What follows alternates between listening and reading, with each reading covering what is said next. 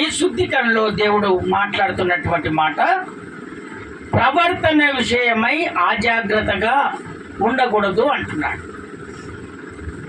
ఏ విషయంలో?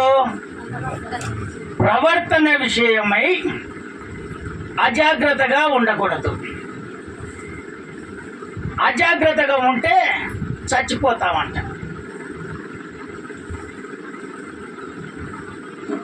చదవండి ఆ మాట, సామెతల పుస్తకము 19వ అధ్యాయము 16వ వచనం.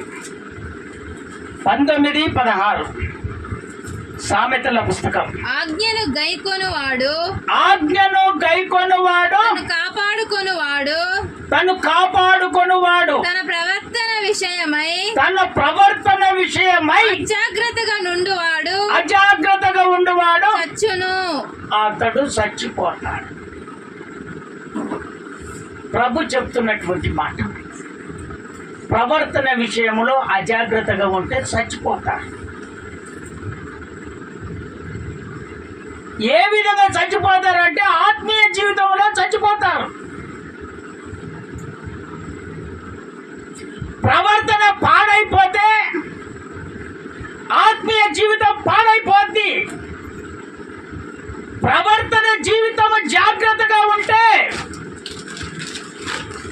నీ జీవితము కూడా సంతోషంగా ఉంటుంది. ఒక్క హల్లెలూయా చెప్తారా గట్టిగా? ఇంకొకసారి హల్లెలూయా చెప్తారా? దేవుని బిడ్డలమైనటువంటి మనము ప్రవర్తనలో జాగ్రత్తగా ఉండాలి. మనం ప్రవర్తన పోయిన నెలకెళ్ళి ఈ నెల వరకు మన ప్రవర్తనలో ఏమైనా మార్పు వచ్చిందంటే ప్రభు చెప్తున్నాడు,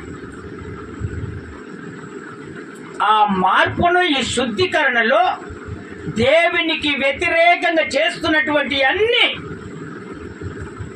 ఈరోజు శుద్ధీకరించబడి వాటినన్నిటిని వదిలిపెట్టి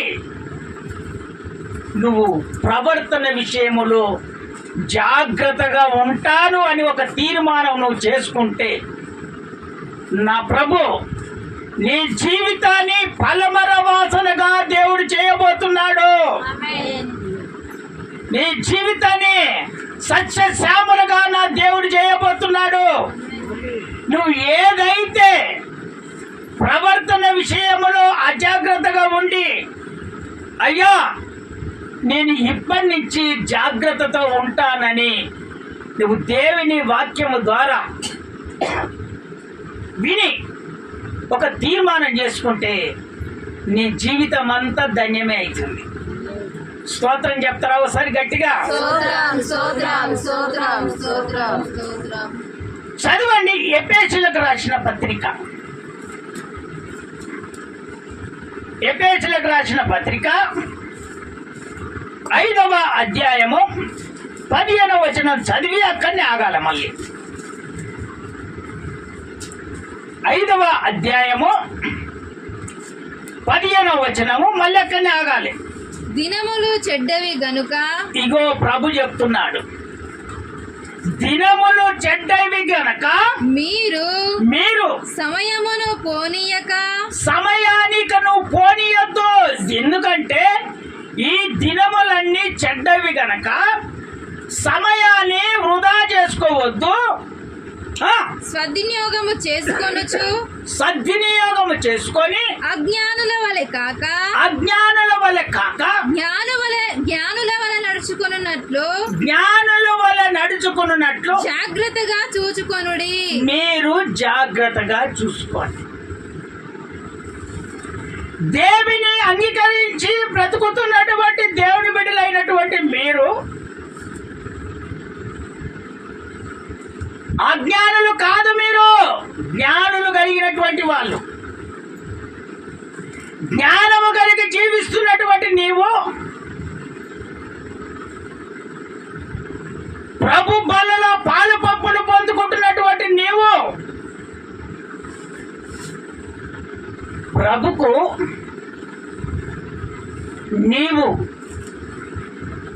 ఎక్కడెక్కడైతే అజ్ఞానులుగా నువ్వు నడుచుకున్నావో వాటిని అన్నిటిని ప్రభు ఏం చేస్తున్నాడంటే వాటిని నువ్వు తీసివేసుకోమని చెప్తున్నాడు. ఎందుకంటే మీరు జ్ఞానవంతులే. ఒకవేళ అప్పుడప్పుడు ఈ జ్ఞానాన్ని చెడగొట్టేవాడు ఒకడున్నాడు. వాని పేరేం పేరు? సైతాను. అందుకనే జ్ఞానము కలిగి జీవిస్తున్నటువంటి మనలను ఆ జ్ఞానాన్ని ఏం చేస్తాడంటే చెడుపుతాడు వాడు. ప్రభు అందుకనే చెప్తున్నాడు, ఒకవేళ జ్ఞానాన్ని నువ్వు చెరుపుకున్నావేమో నువ్వు సద్వినియోగం చేసుకో. ఎందుకంటే ఈ దినాలన్నీ చెడ్డవి. నువ్వు మంచి త్రోవలో నడుస్తున్నప్పుడు వాడు ఏం చేస్తాడంటే ఆ త్రోవను తప్పిస్తాడు.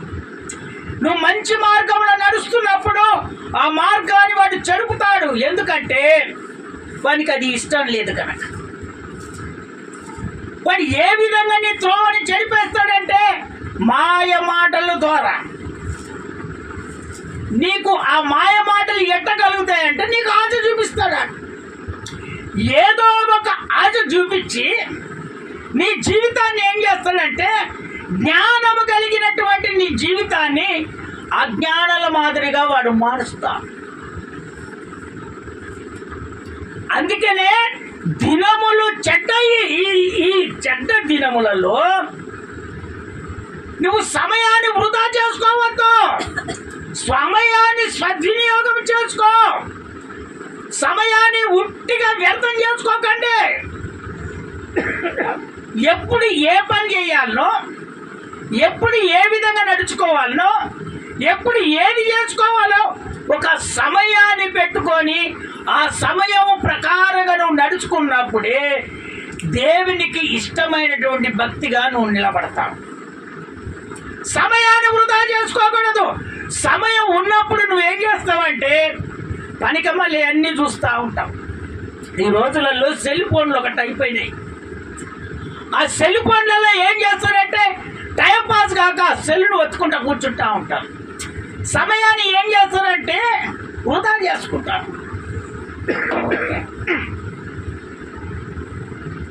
ఎప్పుడు ఫోన్ వస్తుంది మాట్లాడదాం, ఇదొకటి దృష్టి. టైం పాస్ కావట్లేదు, అదో ఇదో ఒత్తుకొని చూసుకోవటం. అయితే నీ జీవితం ఏమైపోతుందంటే నీ జ్ఞానాన్నంతా వాడు చెడుపుతున్నాడు. అందుకనే నా ప్రభు చెప్తున్నాడు, ఇక నుంచి ఆ సెల్లులో జ్ఞానాన్ని నేర్చుకునే విధానం అటువంటి కొన్ని ఉంటాయి. వాటిని మీరు నేర్చుకొని వాటిని మీరు చూసుకొని ఆత్మీయతంగా బలపడి ప్రభు కొరకు మనము సిద్ధపరచబడదుము గాక. స్తోత్రం చెప్తారా ఒకసారి గట్టిగా?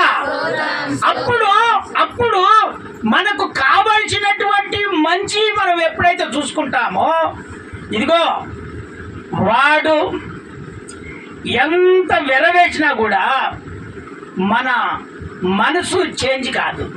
మన జ్ఞానాన్ని మనము చెడుపుకోలేము.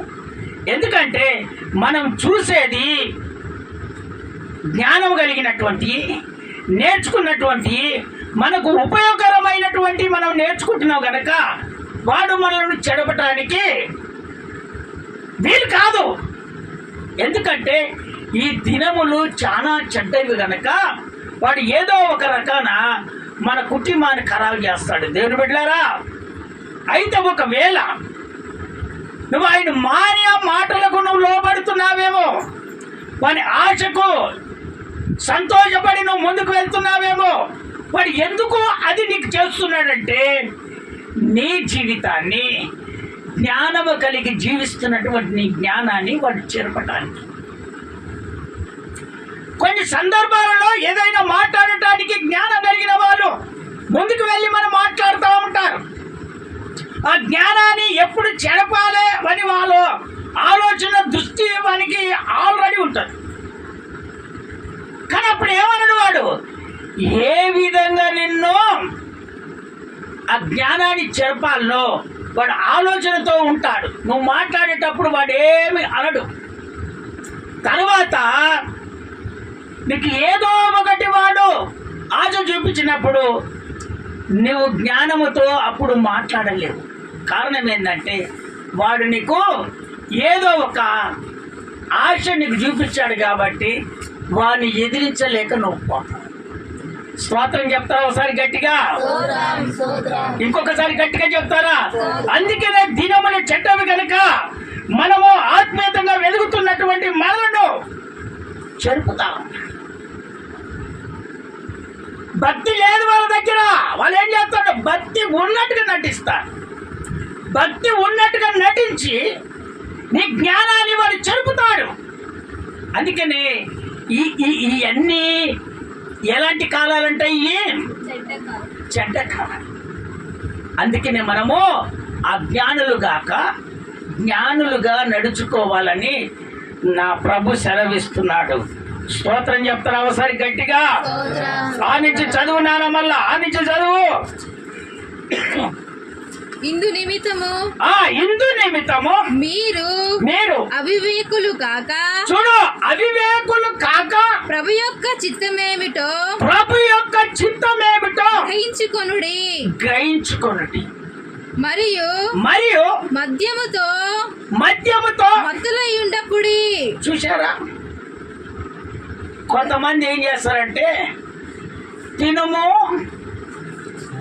త్రాగము, సుఖించుము అని చెప్తా ఉంటారు కొంతమంది. ఇప్పుడు దేవుడు ఏం చెప్తున్నాడు అక్కడ? అమ్మ అదే మాట చదువు మళ్ళీ. ఇప్పుడు మరియు మద్యముతో మత్తులై ఉండకుడి. దానిలో దుర్వ్యాపారము కలదు. దుర్వ్యాపారం కలుస్తుంది. అయితే ఆత్మపూర్ణులై మీరు ఉండండి. ఆత్మ చేత నింపబడుతున్నటువంటి సంఘములో మత్తు పని చేయదు. దేవుని బిడ్డలారా, ఆత్మ సంబంధము కలిగి నువ్వు జీవిస్తున్నటువంటి నీవు మద్యము దాగొచ్చి మందిరములో కూర్చుంటున్నారని వాళ్ళ ఆలోచన పెట్టుకొని మీ మనసు చెరుపుకోకూడదని నా దేవుడు చెప్తున్నాడు. మీరు ఆత్మ పూర్ణులై ఉండాలి. ఎందుకంటే నా సమయం ఇక లేదు, నేను వస్తున్నాను. మీ ఆత్మ చేత నింపబడి నా కొరకు వైరాగం కలిగి మీరు జీవించాలి. అప్పుడు మిమ్మలను నా రాజ్యములో నా కుడి పార్శ్వాన మేము కూర్చోబెట్టుకుంటానని నా దేవుడు సెలవిస్తున్నాడు. స్తోత్రం చెప్తారా ఒకసారి గట్టిగా? ఇంకొకసారి గట్టిగా చెప్తారా? అందుకనే దేవుని బిడ్డలారా, మత్తులై ఉండకూడదు, చెరుపుతాడు. అందుకనే వాక్యము ఎప్పుడైతే నీకు ఆ వాక్యము నీ హృదయములో ఉన్నదో, ఎవరైనా అలాంటి టయాన మనము మంచి జ్ఞానము కలిగి ఉంటున్నప్పుడు 10 మంది కూర్చున్న చోట్లో ఈ విషయాలు మీకు వచ్చినప్పుడు వెంటనే వాక్యము ద్వారా వాళ్ళకు సమాధానమును చెప్పుదువుగాక. ఆ విధంగా ఆత్మ పూర్ణులై సంఘములో నిలబడాలి. ఆ విధంగా నిలబడినప్పుడే నీ ఆత్మీయ జీవితం వాడు చెడపడి కాంతి.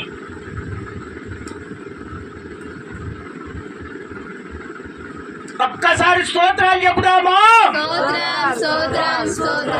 ఈ ప్రవర్తన విషయమై అజాగ్రత్తగా ఉండకుండా మనం ఏ విధంగా ఉండాలి? ఒక 3 పాయింట్లు మీరు జాగ్రత్తగా వినండి. మొట్టమొదటిగా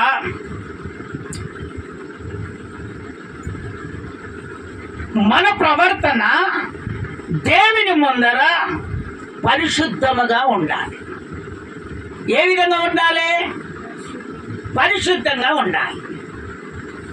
ప్రవర్తన విషయంలో జాగ్రత్తగా ఉండాలంటే మొట్టమొదటిగా దేవుడు చెప్తున్నటువంటి మాట, మన ప్రవర్తన దేవుని ముందల పరిశుద్ధముగా ఉండాలి. ఆ పరిశుద్ధముగా నువ్వు ఎప్పుడైతే ఉంటావో నీవు అజాగ్రత్తగా ఉండవు, జాగ్రత్త కలిగి ప్రభు కొరకు నువ్వు జీవిస్తావు. ఇక ఎవరు చెప్పిన మాటలు నువ్వు వినవు, ఎందుకంటే నువ్వు పరిశుద్ధుని. వాళ్ళు ఏది చెప్పినా కూడా మనం ఏది చేయాలో అదే చేస్తాం. చదవండి, ఆ మాటల్లోనికి మనం వెళ్దాం. 1 తెస్సలోనికీయులకు రాసిన పత్రిక 4వ అధ్యాయము 7వ వచనంలో ఒక్కసారి చదివి వినిపిస్తా ఉన్నాను.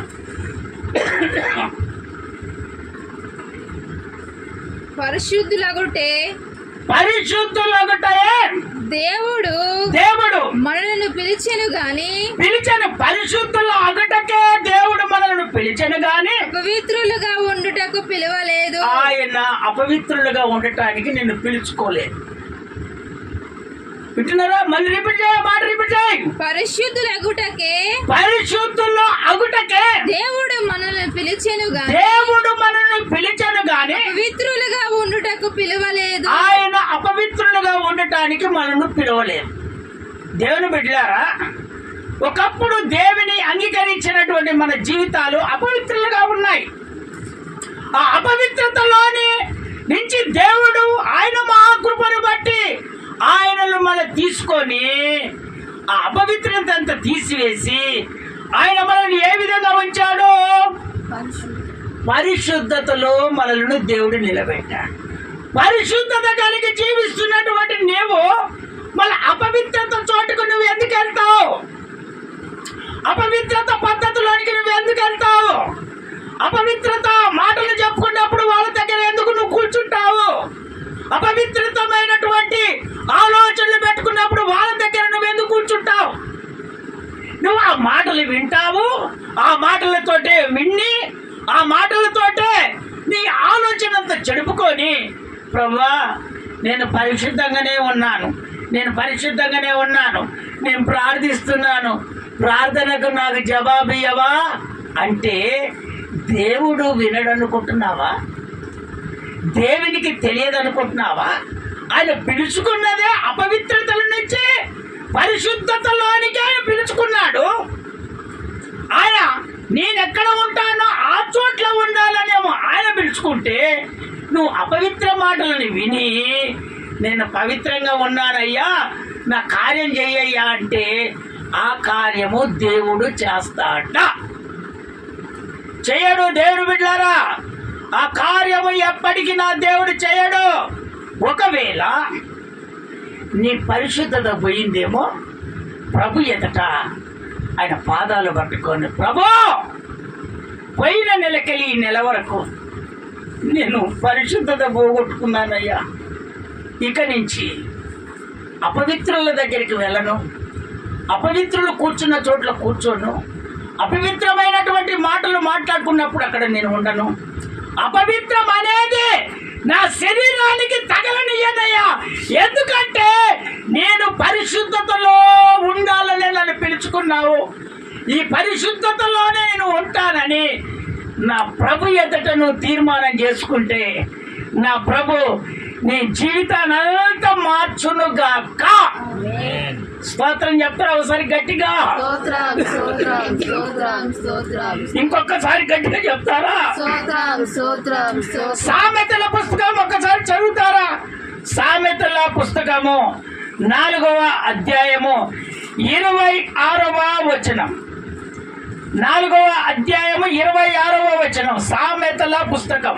నీవు నడుచు మార్గమును, ఇదిగో పరిశుద్ధత కలిగి జీవిస్తున్నటువంటి నువ్వు నడుచు మార్గములో సరళము చేయము, నువ్వు సరళము చేసుకో.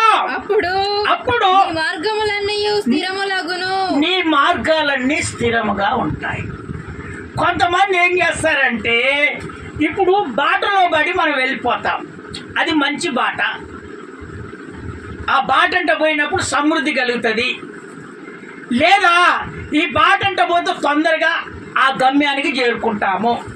అయితే మనం ఏం చేస్తామంటే, అక్కడ ఏదో కంప ఉంటే, ఏదో గుట్టలుంటే, ఇవన్నీ ఎవరు తీసి ఇవన్నీ చేసుకుంటారు, ఏదో పక్కనంగా పడి వెళ్ళిపోతే నేను తొందరగా వెళ్ళిపోతాను కదా అనే మనసు మీకు రాకూడదని నా దేవుడు కోరుకుంటున్నాడు. స్తోత్రం చెప్తారా ఒకసారి గట్టిగా? స్తోత్రం. మీకు అర్థమైందా? మాట అర్థమైందా? మళ్ళీ రిపీట్ చేయ, మాట రిపీట్ చేయండి అన్న, రిపీట్ చేయి మళ్ళా.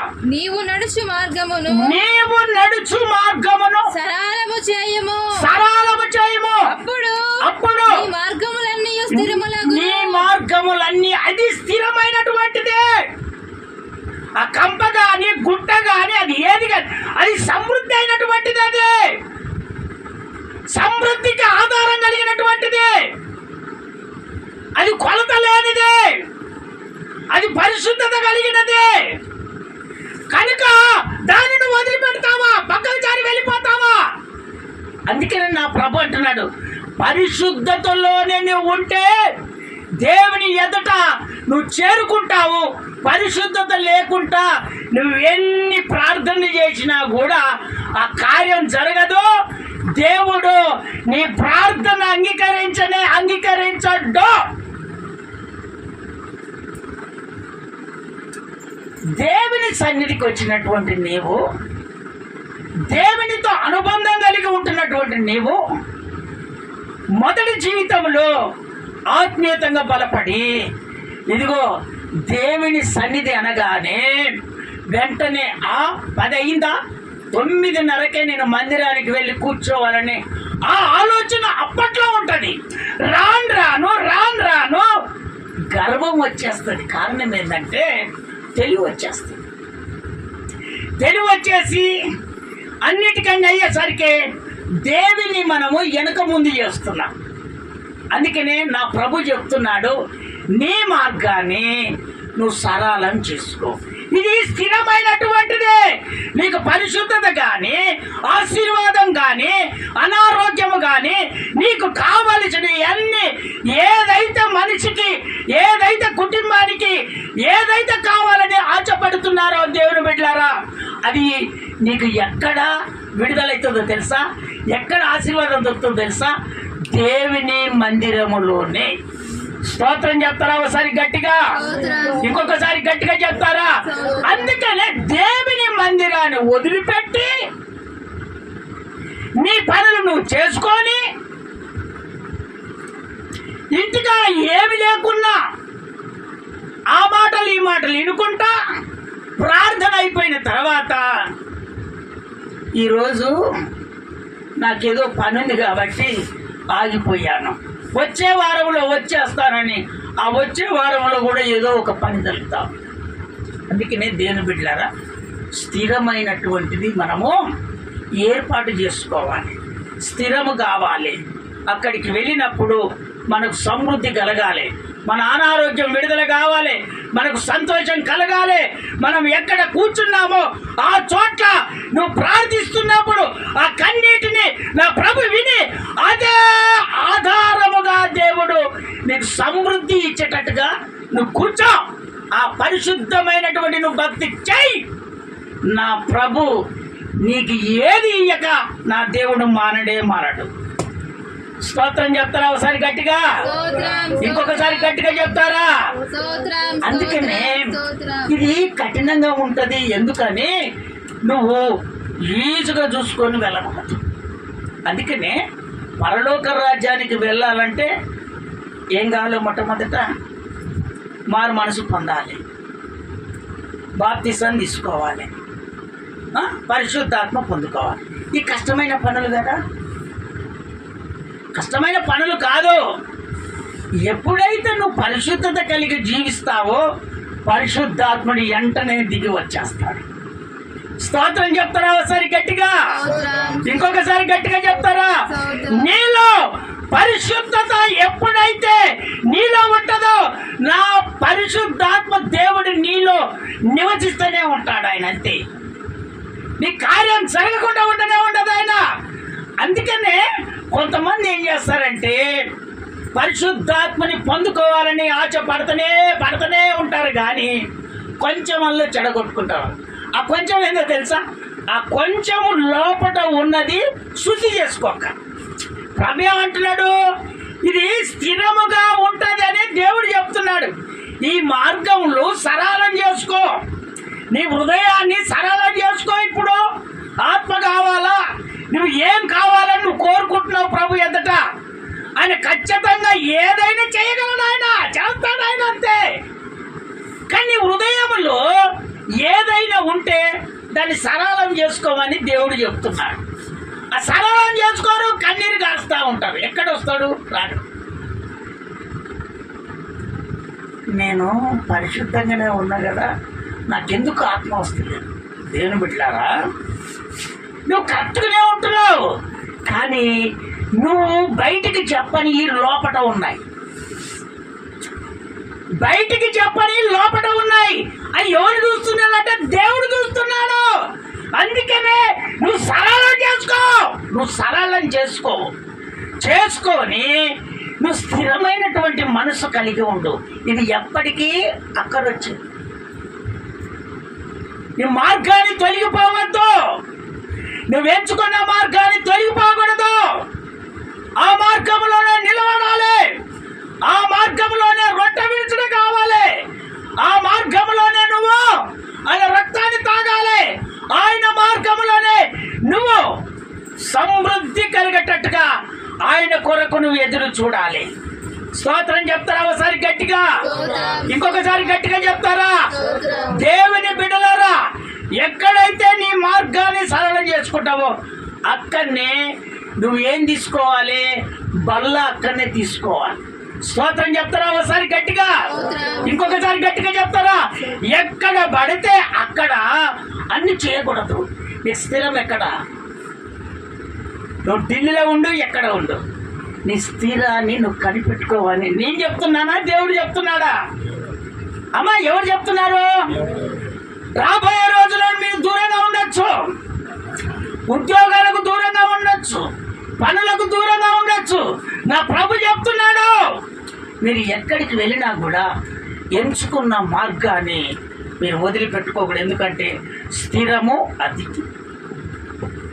నువ్వు ప్రభు రాకడలో చేరాలి, ఆయన వచ్చినప్పుడు ఆయనలో చేరాలంటే నీలో పరిశుద్ధత ఉండాలి, అది సరళము చేసుకోవాలి. ఆ విధంగా ఉన్నప్పుడే మనం ప్రభు ఎదుట ఏది కావాలన్నా నా ప్రభు ఖచ్చితంగా చేస్తూనే ఉంటాడు. ఒక్కసారి స్తోత్రాలు చెప్తామా గట్టిగా? ఇంకొకసారి గట్టిగా చెప్తారా? అయితే ఆది కాండానికి వస్తారా? ఆది కాండం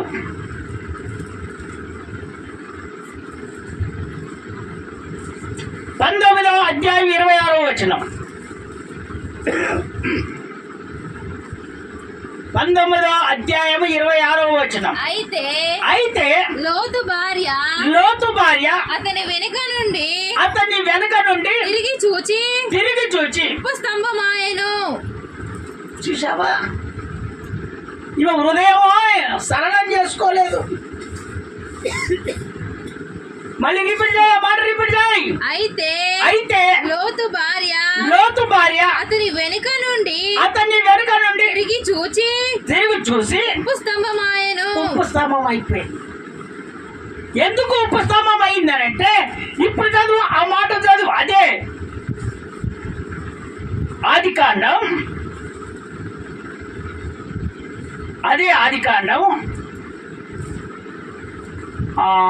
19వ అధ్యాయంలో 15వ వచనం చదువునానా? 19వ అధ్యాయం 15వ వచనం. తెల్లవారినప్పుడు వినండి, తెల్లవారినప్పుడు ఆ దూతలు లోతును త్వరపెట్టి లెమ్ము, ఈ ఊరు దోష శిక్షలో నశించిపోకుండా నీ భార్యను ఇక్కడనున్న నీ ఇద్దరు కుమార్తెలను తీసుకొని రమ్మని చెప్పిరి. ఇంకొక మాట చదువు. అతడు తడువు చేసెను. అప్పుడు అతని మీద యెహోవా కనికరపడుట వలన ఆ మనుషులు అతని చేతిని అతని భార్య చేతిని అతని ఇద్దరు కుమార్తెల చేతను పట్టుకొని వెలుపలకు తీసుకొని వచ్చి ఆ ఊరి బయట ఉంచారు. స్తోత్రం చెప్తారా ఒకసారి గట్టిగా? స్తోత్రం స్తోత్రం ఇంకొకసారి గట్టిగా చెప్తారా? స్తోత్రం. అయితే అక్కడ దేవుని బిడ్డలారా, దేవుని చిత్తము అక్కడ ఏముందంటే ఆ 15వ వచనములో మనం చదివినటువంటి ఆ విషయాలను దోష శిక్షణలో కూడుకొని ఉన్నది ఆ పట్టణం, ఆ ఊరు, ఆ ప్రాంతం. అయితే యేసయ్యకు విసుగు పుట్టిస్తున్నారు, పాపములో పడిపోయారు, పాప జీవితాలు అనుభవిస్తున్నారు. యేసయ్య ఎంత చెప్పినా ఎంత చేసినా కూడా వినట్లేదు వాళ్ళిక. అయితే దేవుడే ఏం చేసిందంటే దూతలను పంపించి ఇక ఆ పట్టణాన్ని నాశనం చేయాలి. ఎందుకంటే చెప్తే వినట్లేదు. ఇప్పుడు కొన్ని కుటుంబాలలో ఆశీర్వాదం ఉండట్లేదు, కొన్ని కుటుంబాలలో అనారోగ్యాలు విడుదల కావట్లేదు, కొన్ని కుటుంబంలో ఆర్థిక ఇబ్బందులు ఉంటున్నాయి, కొన్ని కుటుంబాలలో ఎన్నో శోధనలు ఉంటాయి, కొన్ని కుటుంబాలలో అనేకమైనటువంటి అప్పుల బాధలు ఉంటారు. కారణం ఏంటంటే దేవుడు చెప్పినట్టుగా వీళ్ళు చెయ్యరు, దేవుడు నడుచుకోవన్నట్టుగా వీళ్ళు నడుచుకోరు. వీళ్ళు స్వబుద్ధితోటి, స్వ ఆలోచనతోటి, స్వ పద్ధతిలో నడుచుకుంటున్నారు. అందుకనే ప్రభు అక్కడికి వచ్చి ఎంత ఆలోచన చేసినా కూడా అలా మనస్సు మార్పు అనేది లేదు. అయితే ఇది కుదరదని దేవుడే ఆ మనుషులను పంపించి ఇదిగో ఆ సొదొమ గొమొర్రా పట్టణాన్ని అగ్ని గంధము చేత ఇదిగో నాశనమవుతుంది, కోల్చబడుతుంది. ఇదిగో మీరు ఆ విధంగా అక్కడ ప్రకటన చేయండి, దోష శిక్షలో పడిపోయింది, ఇది కాల్చబడుతుంది, ఇది నాశనమైపోతుంది, మీరు వెళ్ళి సువార్త పంపించండి దేవుడు వాళ్ళని పంపించాడు. వెంటనే వాళ్ళు వచ్చి చెప్పుతున్నటువంటి మాటలు, ఆ మాటల్ని విన్నారు. వాళ్ళు విన్న తర్వాత అల్లుళ్ళు ఎగతాళి చేస్తున్నారు దేవుడు చెప్పినటువంటి మాటలు. కొడుకులున్నారా, కొడుకులు ఎగతాళి చేస్తున్నారు. ఏమని ఎగతాళి చేస్తున్నారు? అమ్మా ఇది జరుగుతుందా? అగ్ని గంధకం వచ్చి ఇదంతా కాల్చబడుతుందా? ఇదేదో మనుషులు చెప్పేది ఇది జరుగుతుందా అని ఎటకారం చేశారు. అయితే దూతలు ఏం చేశారు, ఆ మనుషులు ఏం చేశారు? అయ్యా నీవు నీ భార్య నీ పిల్లలు తీసుకొని నువ్వు బయటికి వెళ్ళు, ఇది దోష శిక్షలో పడింది, ఇది అగ్ని గంధకం చేత కాల్చబడుతుందని చెప్తే అప్పుడు వాళ్ళు తడువు చేయగా యేసయ్య కరుణించి, వినండి, యేసయ్య కరుణించి వాళ్ళే చేతులు పట్టుకొని ఆ భార్యను ఆ పిల్లలను బయటికి లాక్కొచ్చారు. అయితే భార్య ఏం చేసిందంటే ఇదిగో వెనక ఎక్కడ చూడకూడదు, చెప్పినట్టుగా వెళ్ళిపో అంటే భార్య ఏం చేసిందంటే వెనకకు చూసింది. వెనకకు చూడగానే ఆ మార్గాన్ని తప్పిపోయింది. ఆమె ఏమైపోయిందో తెలుసా? ఉప్పు స్తంభముగా నిలబడిపోయింది. ఒక ఆలోచన చెప్తారా గట్టిగా? ఇంకొకసారి గట్టిగా చెప్తారా? ఇంకొకసారి గట్టిగా చెప్తారా? ఈమె ఎందుకు ఉప్పు స్తంభం అయిపోయింది? అమ్మా ఎందుకు ఉప్పు స్తంభం అయిపోయింది? దేవుడు చెప్పినట్టుగా నడుచుకోలేదు. దేవుడి మార్గంలో వెళ్ళిపో, వెనకకు తిరగొద్దు అని చెప్పాడు. కానీ ఈమెం చేసిందంటే ఆడలకు చాలా మంది ఆశ ఉంటుంది. ఎందుకంటే అదంతా ఆశీర్వాదం కలిగినటువంటి పట్టణం, బంగారము, ధనము, సంపాదన, పంటలు పండే ఆ స్థలం అన్నట్టు అది. అయితే ఆ ఆశ చూసి ఇదంతా ఎక్కడ పోద్దు, మేము పోయిన తర్వాత ఎవరు తీసుకుంటారో ఇదంతా అని ఏం చేసిందావా? వినండి, ఏం చేసింది? వెనకకు చూసింది. వెనకకు చూడగానే చెప్పాడు దేవుడు, నీ మార్గాన్ని సరళం చేసుకో అన్నాడు. నీకు స్థిరం ఎక్కడనో దాన్ని చూసుకో. ఈ సంపాదన గింపాదన ఇవన్నీ దేవుడు చెప్పాడు కాబట్టి దేవుడే ఇస్తాడు. ఇప్పుడు మాట్లాడేది ఎవరు? దేవుడు మాట్లాడేది. దేవుడు మాట్లాడుతున్నాడు కాబట్టి ఆ మాటలు విని ఆ అనుసారంగా మనం నడుచుకుంటే దేవుడే సమృద్ధి ఇచ్చేస్తాడు అంతే. స్తోత్రం చెప్తారా ఒకసారి గట్టిగా? స్తోత్రం స్తోత్రం స్తోత్రం. ఆ ధనం పోతుందని ఎందుకు చూసింది? ఈ ఉపస్తంభం అయితే చనిపోయింది. వీళ్ళు బయటికి వెళ్ళిపోయారు, వాళ్ళు బ్రతికారు. అందుకని దేవుని బిడ్డలారా, నీకు స్థిరము ఎక్కడనో దాన్ని చూసుకొని అక్కడ గట్టిగా నువ్వు నిలబడితే నువ్వు ఆయన రాజ్యంలో చేర్చబడతావు. స్తోత్రం చెప్తారా ఒకసారి గట్టిగా? స్తోత్రం ఇంకొకసారి గట్టిగా చెప్తారా? ఆమెలో ఏం లేదు, ఇప్పుడు పరిశుద్ధత లేదు, ఏం లేదు ఆమె దగ్గర. ఇప్పుడు మన మొట్టమొదటి ఏమన్నాడు దేవుడు? మన ప్రవర్తన దేవుని ముందర పరిశుద్ధంగా ఉండాలి అన్నాడు.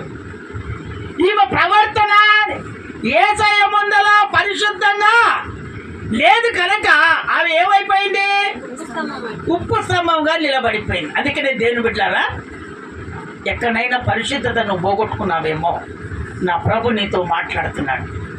ఒకవేళ పరిశుద్ధత పోగొట్టుకుంటే ఇదిగో ఈ రాత్రి ప్రభు నీతో మాట్లాడుతున్నాడు. ప్రభు, నా పరిశుద్ధత నేను పోగొట్టుకున్నానయ్యా, ఇక నుంచి నా పరిశుద్ధత నేను పోగొట్టుకోను ప్రభు అని ప్రభు ఎదుట నిలబడితే నీ ప్రవర్తన జాగ్రత్తగా చూసుకుంటే నా ప్రభు నిన్ను ఆశీర్వదించునుగాక, నిన్ను అభివృద్ధిపరచునుగాక, నువ్వు అనుకున్నది సాధించేటట్టుగా దేవుడు చేర్చునుగాక.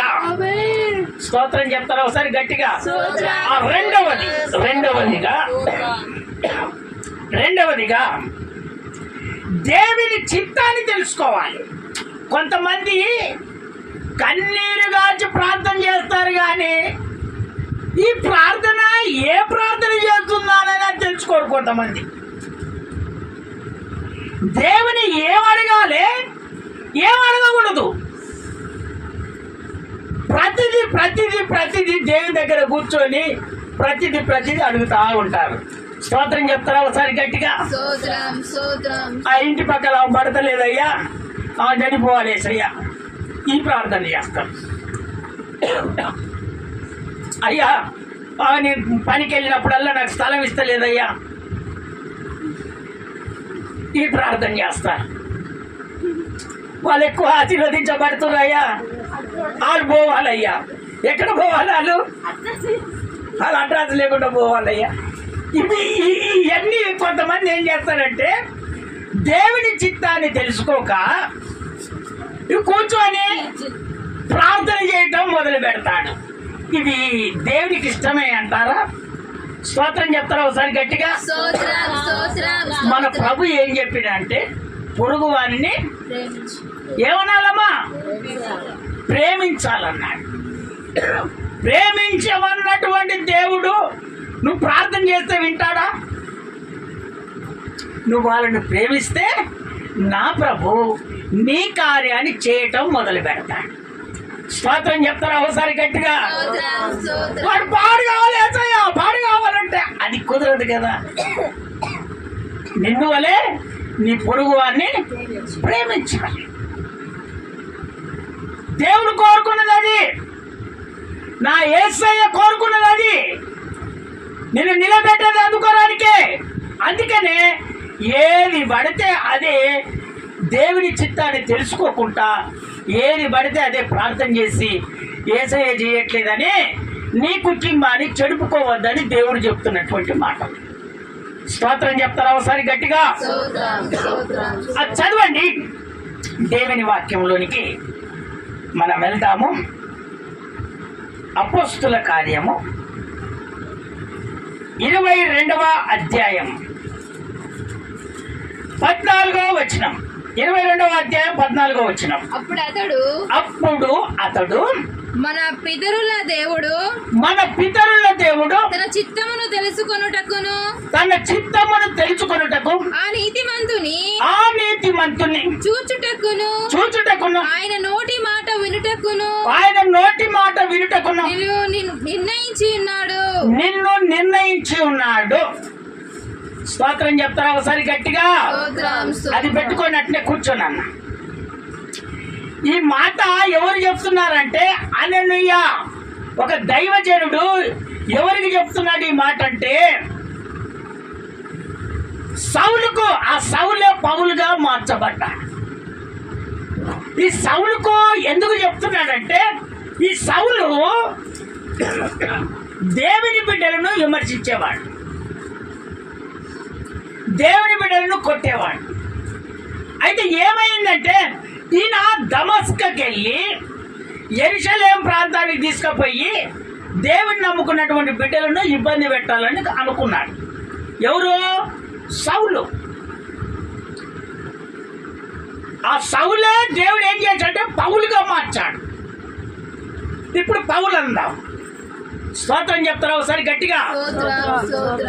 ఈ పౌలు ఏం చేశాడు? సౌలుగా ఉన్నప్పుడు పౌలు ఏం చేశాడంటే ఈ దేవుని బిడ్డలను దమస్కలో కూడా ఉన్నారు, ఈ దమస్కలో నుంచి కూడా తీసుకొని పోయి దేవుని బిడ్డలు ఏ ప్రాంతంలో అవపడద్దు, ఏ పట్టణంలో అవపడద్దు అని అందరినీ అక్కడ తీసుకొని వెళ్ళి యెరూషలేములో ఒక దగ్గరికి వెళ్ళి వాళ్ళని హింస పెట్టాలని కోరుకున్నాడు. ఆ దమస్క దగ్గరికి వచ్చినప్పుడు ప్రభు అతన్ని దర్శించాడు. ఎవరు దర్శించాడు? యేసు ప్రభు దర్శించాడు. అతని చుట్టూ వెలుగు ప్రకాశించింది. వెలుగు ప్రకాశించినప్పుడు దేవుడు ఏమన్నాడో తెలుసా? సౌలా, సౌలా, నన్నెందుకు హింసిస్తున్నావయ్యా? నన్నెందుకు నువ్వు హింసిస్తున్నావు? ఎవరు అంటున్నారు ఈ మాట? దేవుడు అంటున్నాడు. సౌలా, సౌలా, నన్నెందుకయ్యా హింసిస్తున్నావు? ఎందుకు? ప్రభువా, మీరెవరయ్యా? ఇదిగో నువ్వు హింసిస్తున్నటువంటి దేవుణ్ణి నేనే, ఆయనే ప్రభువైన యేసుని అని ఎప్పుడైతే చెప్పాడో వెంటనే ఆయన కళ్ళు అవుపడకుండా కింద పడిపోయాడు. ఆ మాట పౌలుకు మాత్రమే తెలుసు, కానీ ఆయన పక్కన ఉన్నటువంటి వారికి ఎవరికి తెలియదు. ఆ వెలుగును చూశారు తప్ప ఈ మాట అన్నది వాళ్ళకు తెలియదు. అయితే అప్పుడు అంటున్నాడు, అయ్యా మరి నేను ఏం చెయ్యాలయ్యా అంటే, నువ్వు ఆ దమస్క ప్రాంతానికి వెళ్తే అక్కడ నీకు ఏం కావాలనో అక్కడ నీకు చెప్తారనగానే వెంటనే అతన్ని తీసుకొని ఎక్కడికి వచ్చారంటే ఆ దమస్క ప్రాంతానికి రాగానే అక్కడ ఒక దైవజనుడు చెప్తున్నటువంటి మాటలు. ఎవరికి చెప్తున్నారు ఈ మాటలు? పౌలుకి చెప్తున్నటువంటి మాటలు దైవజనుడు. మళ్ళీ చదవనమ్మా ఆ మాట చదువు. అప్పుడు అతడు మన పితరుల దేవుడు తన చిత్తమును తెలుసుకొనుటకు ఆ నీతిమంతుని చూపించుటకును ఆయన నోటి మాటలు వినుటకును నిన్ను నిర్ణయించి ఉన్నాడు. సౌలా, పౌలా, ఆయన చిత్తాన్ని నువ్వు తెలుసుకోవాలి. ఆయన చిత్తాన్ని నువ్వు తెలుసుకోలేదు ఇన్ని రోజులు. నువ్వు దేవుని అంగీకరించినటువంటి వాడివే. నీ పుట్టుకతో దేవుని అంగీకరించినటువంటివే, కానీ నీకు సత్యం తెలియదు, పరిశుద్ధత ఏదో నీకు తెలియదు, దేవుని గురించి నీకు తెలియదు, ఏ విధంగా ప్రార్థన చేయాలో తెలియదు, ఏ విధంగా మేలు పొందుకోవాలో తెలియదు. ప్రార్థన చేసి ఏ విధంగా కన్నీరు కాడితే ఆయన మన ముందర నివసిస్తాడో తెలియదు.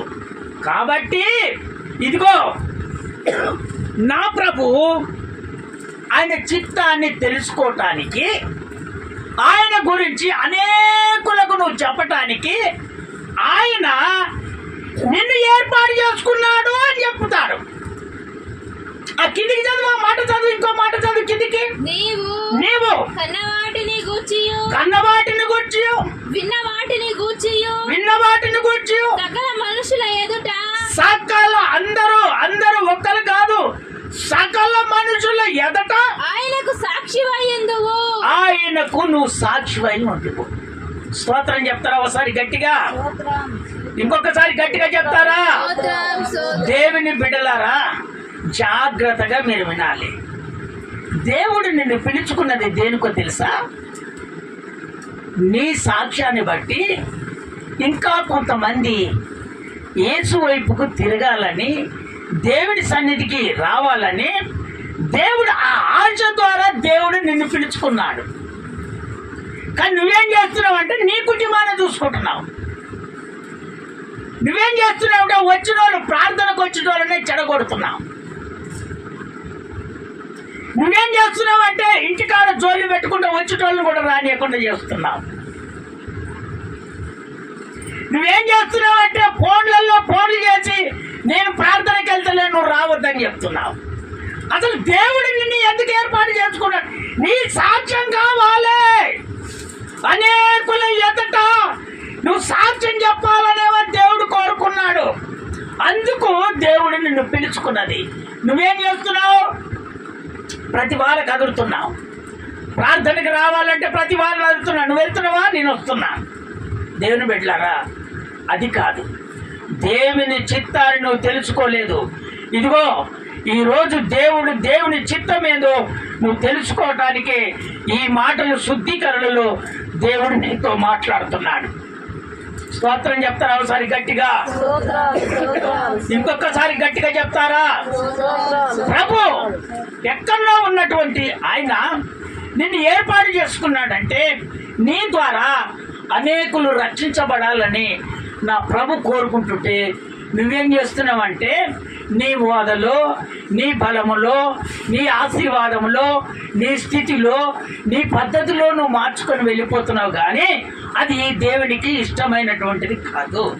నువ్వు రక్షించబడినప్పుడు నీవు ఇతరుని నీ సాక్ష్యం ద్వారా రక్షించే మాదిరిగా నేను ఉంటానని నువ్వు తీర్మానం చేసుకుంటే నా ప్రభు నీ కార్యాన్ని ఖచ్చితంగా చేసునుగాక.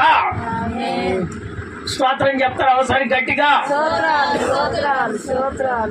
అంటే ఆయన వెంటనే ఏమన్నాడో తెలుసా? అయ్యా, అయితే నేను ఇప్పుడు ఏం చేయాలి? వినండి, ఆ దైవజనుడిని అడుగుతున్నాడు ఏమని? అయ్యా, ఇప్పుడు నేను ఏం చేయాలంటే, నువ్వేం చేయని అవసరం లేదు, యేసు నామములో నువ్వు బాప్తిసం తీసుకో. అయ్యా, ఇదివరకు దేవుని నమ్ముకు, అది కాదు, అది సత్యం కాదు, అది సత్యం కాదు. సత్యమైతే దేవుని నమ్ముకున్నటువంటి దేవుని బిడ్డను నువ్వు ఎందుకు విమర్శిస్తావు? దేవుని నమ్ముకున్నటువంటి దేవుని బిడ్డలు ఈడ్చి ఎందుకు కొడతావు?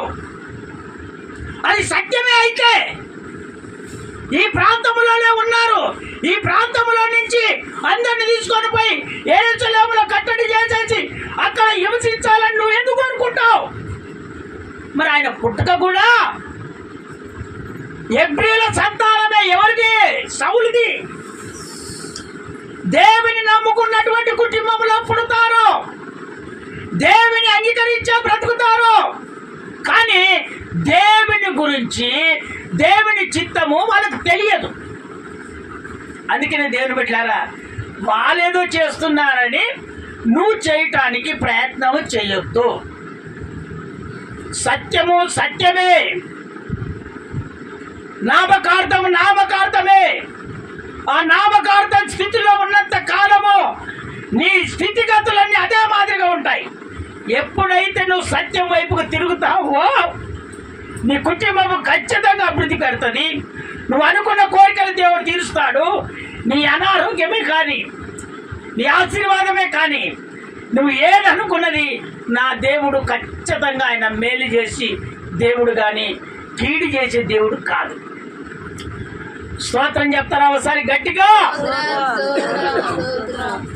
ఆయన వెంటనే మరో మాట అనకుండా దేవుని చిత్తాన్ని తెలుసుకున్నప్పుడు వెంటనే దైవజనుడి మాట విని వెంటనే బాప్తిసం తీసుకొని యెరూషలేము దేవుని మందిరానికి వెళ్ళి ఆయన కన్నీరు గార్చి ప్రార్థిస్తుంటూ పరవశుడై చెందినప్పుడు ప్రభే ఆయన దగ్గరికి దిగి వచ్చాడట. ఒక్కసారి చప్పట్లు కొడదామా అందరము? ఒక్కసారి గట్టిగా కొడదామా? గట్టిగా కొడదామా? ఇదిగో అతనికి అప్పుడు నా ప్రభువైన యేసు తన హృదయములో ఎప్పుడైతే దేవుని చిత్తాన్ని తెలుసుకున్నాడో వెంటనే వెళ్ళాడు. బాప్తిసం తీసుకొని వెంటనే దేవుని మందిరానికి యెరూషలేముకి వెళ్ళి కన్నీరు కార్చి ప్రార్థన చేస్తూ పరవశముడై అప్పుడు దేవుని చూశాడు. ఆ నుంచి ఏం చేశాడో తెలుసా? ఇక ఈ బ్రతుకు నాకొద్దు, ఈ నామకార్థ స్థితి నాకొద్దు, ఇక దేవుని గురించి నేను ప్రకటిస్తానని ఆయన పెళ్లి చేసుకోకుండా దేవునికే సమర్పించుకొని దేవుని గురించి ప్రకటించడం మొదలుపెట్టాడు. స్తోత్రం చెప్తారా ఒకసారి గట్టిగా? ఇంకొకసారి గట్టిగా చెప్తారా?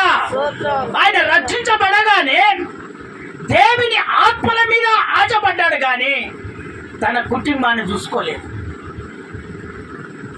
తన బాధలు విడిపించమని అనలేదు. ఆయన ఒకటే కోరుకున్నాడు, నిజమైన దేవుని తెలుసుకున్నాను, నేను సత్యాన్ని తెలుసుకున్నాను, ఈ నామకార్థమైనటువంటి జీవితం నాకు అవసరం లేదు, దాన్ని పక్కకు పెట్టి సత్యంలో నిలబడి ఇదిగో ఒక్కొక్క ప్రాంతానికి వెళ్ళి యేసయ్య గురించి చెప్పి అనేకులను ప్రభు యొద్దకు తిప్పాడు. ఎవరో సౌలు పౌలుగా మార్చబడి, అది దేవుని చిత్తము తెలుసుకోండి. స్తోత్రం చెప్తారా ఒకసారి గట్టిగా? ఇప్పుడు ప్రభు ఎదుట నువ్వేం చేయాలో తెలుసా? యేసయ్యా నీ చిత్తాన్ని నేను తెలుసుకున్నాను కానీ ఇప్పుడు మర్చిపోయానయ్యా. సాతానుడు నన్ను మోసం చేశాడయ్యా. అందుకనే ప్రభు నేను తెలుసుకొని వదిలిపెట్టానయ్యా. ఇక నుంచి నా మనోనేత్రాలు తెరవబడ్డాయి. నేను ఒక్క ఆత్మనన్నా దేవుని ఎదుట నా మందిరములో నేను నిలబెడతానయ్యా అని ఒక్కసారి నువ్వు తీర్మానం చేసుకొని ఒక హల్లెలూయా చెప్తావా గట్టిగా? ఇంకొకసారి గట్టిగా చెప్తావా? నీకు దేవుడు ఖచ్చితంగా కార్యం చేస్తాడంతే. నేను నిలబెట్టుకొని అందుకోరానికి, ఆత్మలను చెడగొట్టడానికి కాదు, ఆత్మలను నిలబెట్టడానికి దేవుడు నేను పిలుచుకున్నది. నువ్వేం చేస్తున్నావు? ఆడో పోకిరి మాటలు అనగా ఈలోకి పోకిరి మాటలుగా ఎప్పుడు నాశనం చేద్దాము? మనము వెళ్తేనే దేవుని మందిరం నడుస్తుంది, మనం వెళ్ళకపోతే దేవుని మందిరం నడవదు అనేవాళ్ళు లేరంటారా? అమ్మా లేరంటావా? లేరా? ఉన్నారు, అలాంటి వాళ్ళు ఉన్నారు, ఖచ్చితంగా ఉన్నారు. కానీ దేవుని బిడ్డలారా అట్లా ఎప్పుడు కూడా మనం అనుకోకూడదు. మనమందరం వెళ్తేనే దేవుని మందిరము నిలబడుతుందని ఆలోచన ప్రతి ఒక్కరికి కలుగును గాక. స్తోత్రం చెప్తారా ఒకసారి గట్టిగా? అందుకనే కొంతమంది చెడుపుకునే వాళ్ళు ఉంటారు. పౌలు సౌలుగా ఉన్నప్పుడు చెడగొట్టుకున్నాడు, పౌలుగా మార్చబడ్డప్పుడు దేవుని తన హృదయంలో పెట్టుకున్నాడు, జీవ కిరీటాన్ని పొందుకున్నాడు. స్తోత్రం చెప్తారా ఒకసారి గట్టిగా? ఆయన ఒక్కరికే కాదు, మనందరూ కూడా దేవుడు జీవ కిరీటం ఇస్తానన్నాడు. ఆ కిరీటం కొనడానికి మనం ఎదురు చూద్దాం గాక. స్తోత్రం చెప్తారా ఒకసారి గట్టిగా? రామ పుస్తకము 12వ అధ్యాయం 2వ వచనం ఒక్క మాట చదవండి. నేను 3 మాటలు చెప్తున్నాను కదా.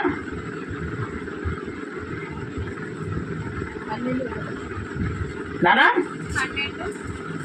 12 2వ వచనం. మీరు మీరు ఈ లోక మర్యాదను మీరు ఈ లోక మర్యాదను అనుసరింపక ఉత్తమమును అనుకూలమును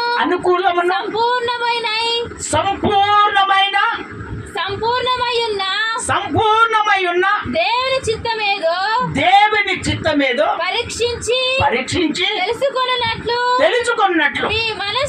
మీ మనసు మారి నూతన మగుట వలన రూపాంతరము పొందుడి. అప్పుడు రూపాంతరము మీరు పొందుతారు. అంతే. ఉత్తమముగా ఎక్కడ దొరుకుతుంది అనేది ఆలోచన చెయ్యాలి. దేవుని బిడ్డలారా, మనకు ఉచితంగా ఎక్కడ దొరుకుతుంది? యేసయ్య దగ్గరనే దొరుకుతుంది, ఎక్కడ దొరకదు. అందుకని దేవుని చిత్తం ఏదో అది తెలుసుకొని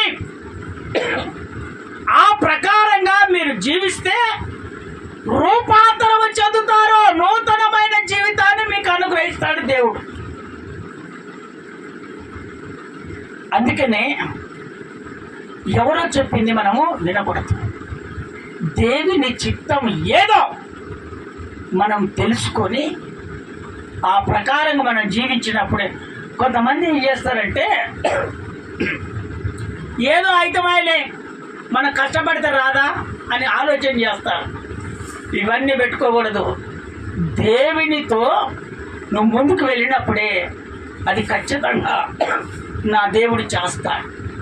అది మొట్టమొదట దేవుని చిత్తానుసారంగా మనం నడుచుకున్నప్పుడే మన కార్యం ఖచ్చితంగా జరుగుతుంది. 3 మాటలు చక్కగా నడువు. చదువు, అదే మాట చదువు. నీవు ఈ లోక మర్యాదను అనుసరింపక, మొట్టమొదట ఈ లోక మర్యాద అనుసరించక ఉత్తమమును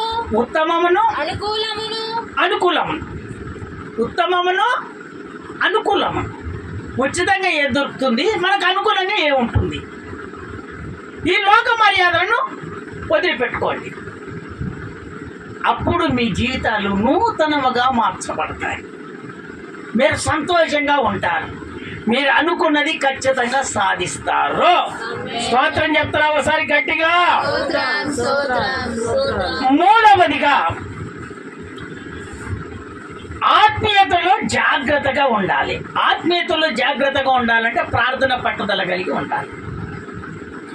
ఆత్మీయ జీవితము పాడు కాకుండా ఉండాలంటే నువ్వే ఏ విధంగా ఉండాలి? ప్రార్థనలో పట్టుదల కలిగి ఉండాలి. అయ్యా, ఎట్లా పట్టుదల కలిగి ఉండాలి అంటే నువ్వు ఒక టైం టేబుల్ పెట్టుకోవాలి. ఏ టైం టేబుల్ పెట్టుకుంటావు? ఉదయం పొద్దుగాల లేవగానే 4 గంటలకు ప్రార్థన చేసుకుంటావు. మళ్ళీ టైం దొరికినప్పుడు మధ్యాహ్నం ప్రార్థన చేసుకుంటాం. మళ్ళీ సాయంత్రం 6:30కో 7 గంటలకో మళ్ళీ ప్రార్థన చేసుకుంటాం. ఇది ఒక టైం టేబుల్ పెట్టుకొని ఈ ప్రకారంగా నువ్వు ప్రార్థన చేసుకుంటూ పోతే దేవుడు నీ ఆత్మీయ జీవితాన్ని చెడగొట్టడు. స్తోత్రం చెప్తారా ఒకసారి గట్టిగా? సాతానుడు ఏదో రకంగా నిన్ను చెడగొట్టాలని ఆలోచన చేసినా కూడా నిన్ను దేవుడు చెడనీయడు. ఎందుకు చెడనీయడంటే నువ్వు ప్రార్థనలో పట్టుదల కలిగి నువ్వు ఉంటున్నావు. నీ ఆత్మీయ జీవితం నువ్వు చెరుపుకోవట్లేదు. ఎందుకంటే ప్రార్థనలో ఉన్నావు. నువ్వు ప్రార్థనలో ఉన్నప్పుడే ఆత్మీయ జీవితం చెడిపోదు. ఆ విధంగా ఎవరున్నారు మనం తెలుసుకో. మొట్టమొదటి ఒక మాట విందాము. 2వ కొరింథీయులకు రాసిన పత్రిక 13వ అధ్యాయం 5వ వచనం ఒకసారి చదివి వినిపిస్తారా? 13వ అధ్యాయం 5వ వచనం. 2వ కొరింథీయులకు రాసిన పత్రిక. మీరు మీరు విశ్వాసము గల